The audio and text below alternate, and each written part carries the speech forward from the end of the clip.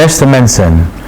Berikutnya akan dibahas tentang betrekkelijke bijzinnen, yaitu klausa relatif, suatu bagian dari kalimat yang jadi penjelas dari suatu nomina atau anteseden dalam sebuah kalimat. Silakan perhatikan 3 klausa relatif ini. Nomina yang dijelaskan dengan klausa relatif disebut juga dengan anteseden. Jadi, de jas, het boek, dan het huis disebut sebagai anteseden. De jas die daar hangt is van Jan. Jas yang tergantung di sana itu adalah milik Jan.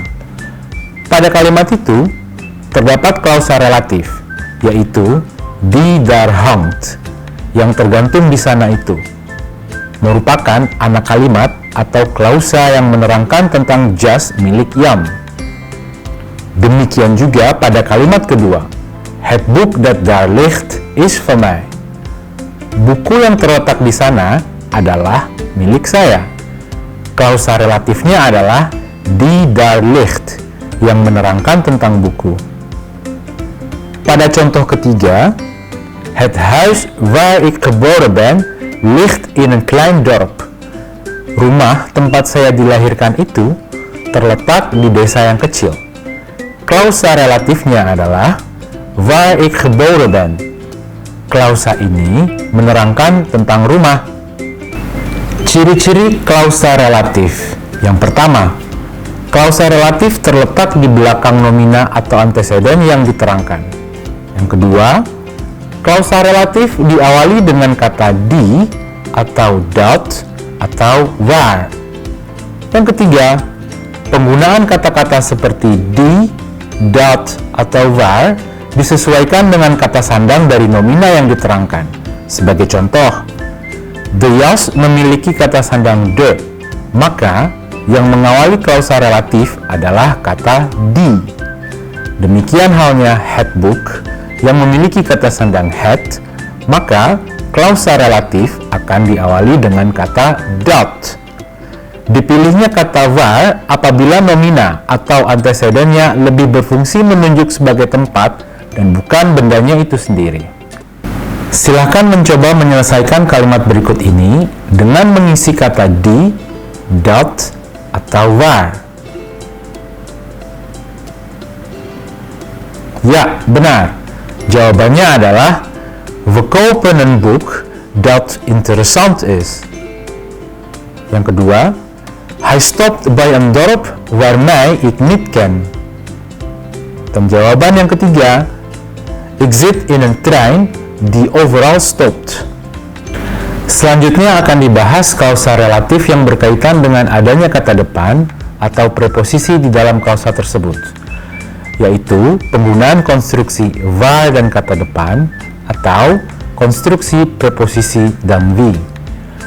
Pada klausa relatif yang menggunakan kata depan dan antesedennya adalah benda, maka konstruksi yang digunakan adalah waar plus preposisi. Kita dapat memilih apakah preposisinya disambung dengan kata waar atau dipisah. Kedua pilihan tidak memiliki perbedaan makna. Perhatikan keterangan berikut. Kata waar dengan kombinasi dengan preposisi met menjadi waarmee, sedangkan kata waar apabila berkombinasi dengan preposisi tot menjadi waartoe. Dalam kosakata Belanda tidak dikenal adanya kata waarmet dan waartot. Berikutnya adalah konstruksi klausa relatif berpreposisi dan memiliki antesedennya manusia. Konstruksi klausa ini menggunakan kata wie dan bukan kata waar, dan letak preposisinya mendahului kata wie. Dengan demikian, konstruksinya hanya memiliki satu alternatif saja. Letak preposisi tidak seperti konstruksi klausa relatif yang beranteseden benda, preposisinya berada di depan kata wie. Cobalah sekarang selesaikan kalimat ini dengan mengisi jawaban yang tepat. Perhatikan preposisinya. Tepat sekali jawabannya. Goed zo. De man naar wie ik kijk is mijn oom. De pen waarmee ik schrijf is mooi. Perlu diperhatikan, Kausa relatif ini memiliki penghubung lain selain kata die, dat, waar, dan wie, yaitu kata wat. Kata wat digunakan apabila dalam konstruksi tersebut terdapat kata-kata seperti alles, iets, weinig, niks, dan veel. Sekian penjelasan singkat mengenai betrekkelijke bijzin atau kausa relatif. Semoga dapat dipahami dengan baik.